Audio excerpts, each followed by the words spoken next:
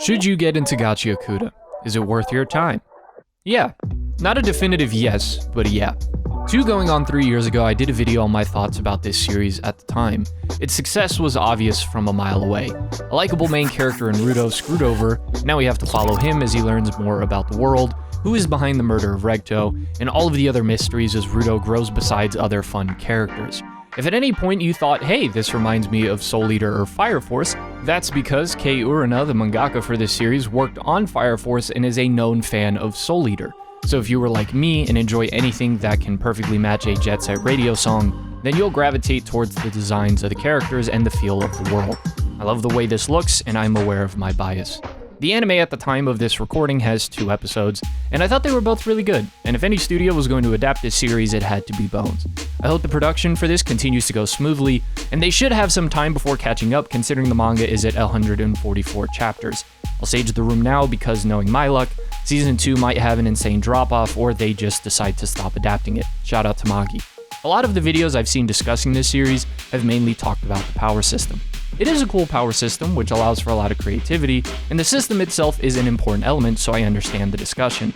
But I don't read a series beyond 100 chapters because of the power system and fights.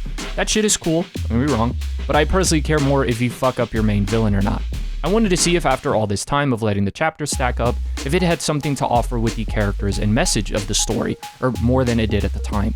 This idea of finding value in things that others consider trash. It's a very simple but powerful premise.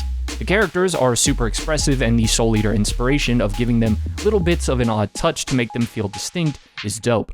But would it have the character-defining moments that took me from feeling I like this to I love this and I can't stop thinking about it? If it had that defining arc that I can't wait to be adapted so everyone else can appreciate this as much as I do.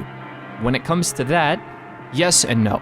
At the current moment, there are characters that have been given really powerful moments. Rudo has his immediately in the introduction, which hooks you, but also bits here and there that help distinguish his personality more from the field of main characters. But the best is yet to be seen, and that's a good thing. Zanka actually had a really awesome character moment that solidified him for me already, but who doesn't love the hard-working side character? Other characters have been given moments that add some intrigue to them, but we haven't gotten the defining moment for the majority of them. Again, some, but not the majority. There has been a lot of stage setting. Every arc we are introduced to a new faction or character that adds more to the world and gets us closer and closer to the answers we have been wanting since the beginning. Every answer we are given, though, has led to more questions. If we know who, we don't really know why. We know maybe a little bit as to why, but not really. So my reason why you should pick up Gachiakuta is because shit is going to hit the fan very soon. If you've seen my videos on Zatch Bell, Shaman King, and Blue Exorcist, there are a few common themes. One of them being that those were stories that in the first half was a lot of setting things in its proper place and taking the time to do so. So then in the second half, it is non-stop defining battle after defining battle, and satisfying character moment after satisfying character moment. The first half of those stories are really dependent on if you like the setting and personality of the characters, and if you have some patience. I'm pretty certain that's the same thing we are getting with Gachiakuta. So if you pick it up, I'm sure you'll like it, or really like it. Love it? Maybe not right now, at least when it comes to the manga.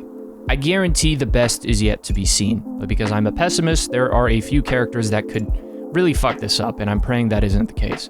So you should definitely check out the anime, and if you want to get caught up on the manga, do so now before you get spoiled on all the major stuff that is about to happen, and some of which has already happened.